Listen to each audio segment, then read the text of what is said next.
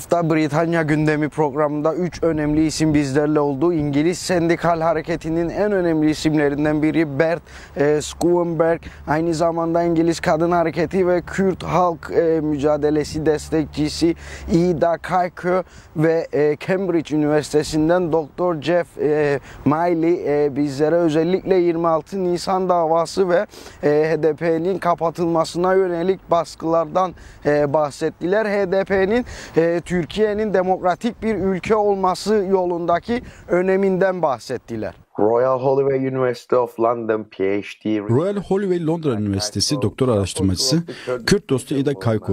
Bugün bize katıldığınız için teşekkürler. Öncelikle kısaca HDP'nin Türkiye'deki öneminden bahsedebilir misiniz? HDP in Turkey, very short, very briefly. Well, really when I think of the HDP, I think it... HDP Türkiye'de demokrasiyi temsil ediyor. Demokratik tek parti HDP'dir. Sadece seçimlerden bahsetmiyorum. HDP sadece sol kesimi savunması ve insan haklarını savunmasının yanında tutsak olarak tutulan Abdullah Öcalan'ın demokratik konfederalizm sisteminde çok iyi uygulayabilen bir partidir. HDP Türkiye'de farklı etnik grupların ve toplumların tek temsiliyetidir. Her inanç ve renge HDP çatı olmuştur. HDP büyük bir sol hareketidir. İşte tam da bu yüzden Türkiye'de HDP'ye saldırıyorlar. Faşizm HDP'ye yönelik saldırılarına ara vermiyor. Kürt hareketinden Türkiye otoriter rejimi çok korkuyor. Ve aslında HDP destek gördükçe ve büyüdükçe HDP'ye yönelik saldırılar da artıyor. Bu da Türkiye'deki rejimin zayıflığını gösteriyor. Democratic support the HDP gets, the more those attacks intensify. HDP'nin yaşadığı baskı ve saldırılara bakıldığında Türkiye'deki demokrasinin durumu ve hukukun üstünlüğünü nasıl yorumluyorsunuz? Bu konuda çok büyük kuşkular var. Türkiye'deki hukukun üstünlüğü ve demokrasiden çok ciddi şüphe ediyoruz. Tutuklanan HDP'li milletvekilleri var. HDP'li belediye başkanları tutuklu. Ayrıca Avrupa İnsan Hakları Mahkemesi'nin derhal serbest bırakılması gerektiğini söylediği yine rehin tutulan Selahattin Demirtaş, yakın zamanda ise HDP'nin kapatılması tartışılıyor. Gerçek şu ki otoriter rejimler asla doymazlar, durmazlar ve saldırılarını durdurmazlar. Demokrasiye ve insanlara yönelik bu saldırılarını tüm yasaların Erdoğan'ın kişisel çıkar ve huzuru için olana kadar, kendi rejimlerini garanti altına alana kadar bu otoriter rejim saldırılarını durdurmayacak. Bu koşullarda Türkiye'de hukuktan ya da demokrasiden bahsetmek mümkün değildir. Turkish internal politics and the law serves Erdogan and Erdogan only. That's the future that is kind of imminently upon us. Uluslararası enstitüler ve aktivistler HDP'yi desteklemek adına neler yapmalıdır? Like many people, I'm, not overly confident about the capacity of European states. Ben de birçok insan gibi ben de Avrupa Birliği'nin otoriter rejimlere karşı bir cephe oluşturduğunu düşünmüyorum. Bunun için çok ciddi lobi çalışmaları aralıksız yürütülmelidir. Ayrıca HDP'yi ve Türkiye'de demokrasinin gelişmesi için çok ciddi bir hareketin Avrupa'da başlatılması gerekiyor. İngiliz devleti aslında Türkiye'de otoriter bir rejim yönetiminin olduğunu biliyor. Fakat birçok Avrupa ülkesinde olduğu gibi İngiltere'de de yaşayan halkın Türkiye'de demokrasi ilişkin bir kaygıları yok. Bizlerin en büyük görevi halkı bilgilendirmektir. Bu yol ile kendi ülkemizdeki hükümetlere baskı uygulayabiliriz. Bir diğer yol ise boykot Türkiye kampanyasını destekleyip Türk ürünlerini almamak ve Türkiye'ye tatile gitmemektir. Tüm bunları kendi seçilmiş politik temsilcilerimizle de açıkça anlatmalıyız. Türkiye'yi Erdoğan'ın otoriter rejimine bırakmamalıyız. Aslında bu aynı zamanda global olarak otoriter yönetimlere karşı da bir mücadeledir. Britanya'da örneğin görüyorsunuz. Bugün halen sivil polisleri yetkilendiren ve bu polislerin etnik kökenleri kriminalize etmesine yönelik hazırlanan yeni yasa tasarısı günlerdir protesto ediliyor. Bunlar işte gerçek örneklerdir. Demokrasi için otoriter rejimlere karşı sesimizi yükseltmeliyiz. Nasıl ki İngiliz devletinin otoriter yaklaşımlarını protesto ediyoruz, aynı zamanda Türkiye'deki baskıları da kınamalıyız. Bunun bir global bir mesele olarak görmeliyiz. Otoriter yöntemler insanlığın özgürlüklerini kısıtlıyor. It's really a system in which states support each other in actually attacking our freedoms.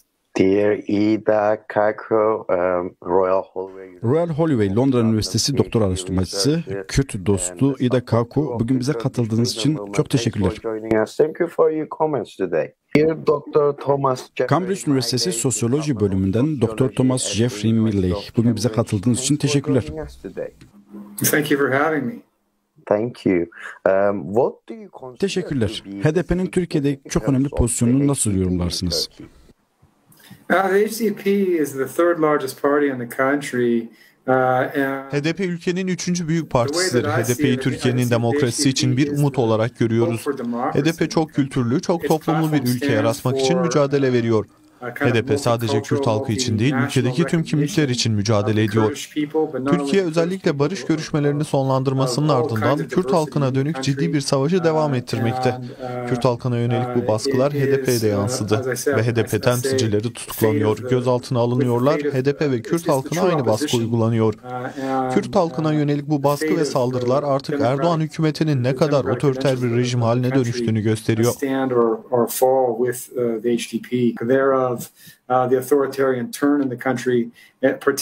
HDP'ye dönük baskı ve saldırıları uzun yıllardır aynı şekilde tüm Kürt halkı temsilcilerine yönelik yapıldığına da tanığız.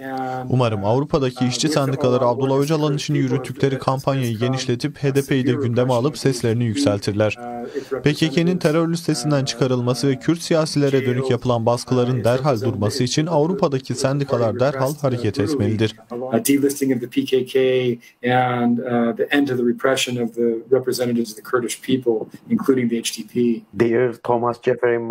Cambridge Üniversitesi Sosyoloji bölümünden Dr. Thomas Jeffrey Milley, bugün bize katıldığınız için teşekkürler.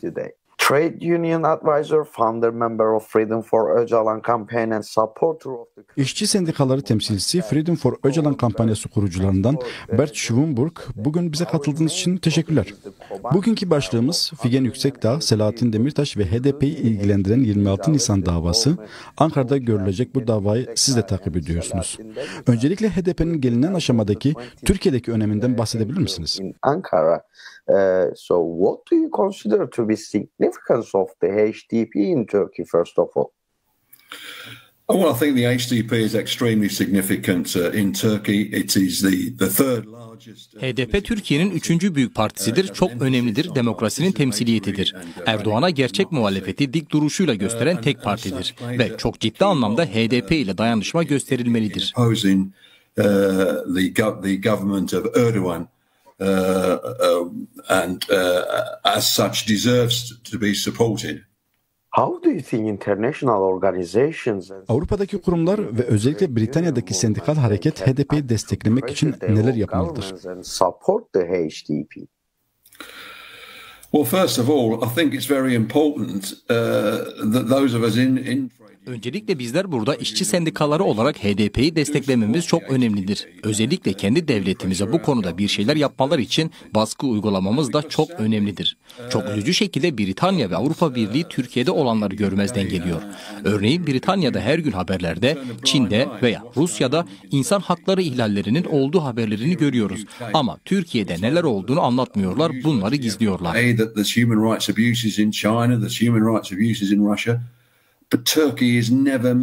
Türkiye'de Erdoğan'ın hem Türkiye'nin içinde hem de dışında çok ciddi insan hakları ihlalleri ve savaş suçları var. Kürtlere yönelik bir saldırısı var. Bizler de kendi ülkemizde insanları eğitip kendi devletlerimize bu konuda harekete geçmeleri için baskı yapmalıyız. Türkiye'de yaşananların tüm bölgeye etkisi vardır.